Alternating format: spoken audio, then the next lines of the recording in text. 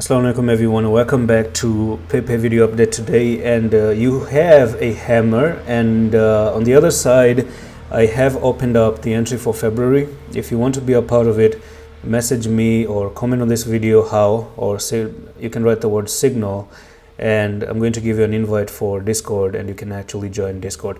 At the moment it does look like, you know, Pepe is still pending to drop down to nearly 1030.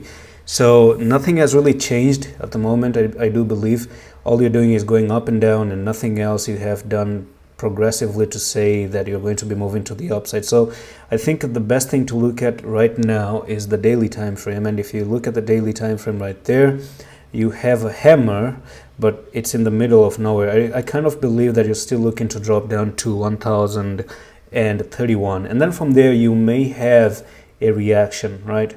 If I had to entertain this support, right, which is 1031, and as far as I'm concerned, the last time you touched it, you bounced off. You touched it right there, you bounced off it.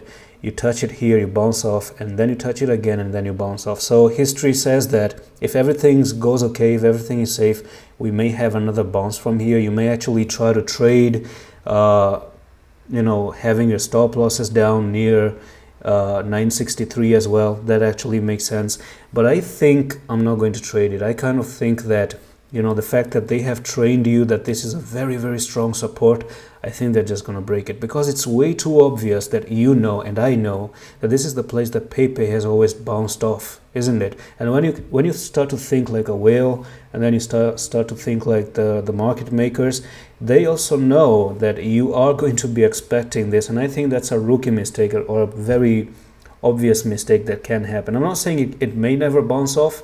Well, you could be lucky this time around, but I don't really think, you know, logic wise they're going to let you win this trade, because it's way too obvious that previously it bounced off here and this time you're going to take it. As a matter of fact, I think they also know that you will be putting your stop losses here, because this is a wick, and I've talked about wicks being taken, and this is the reason why I don't want to trade it. You know, as long as you have wicks, this is the biggest sign that they are going to be taking out that wick, and coming down to 962 also is not a good sign. If you come down to 962, you're going to be losing the support. Now, of course, if you don't make a bigger wick and then go back up quickly, that's a different thing.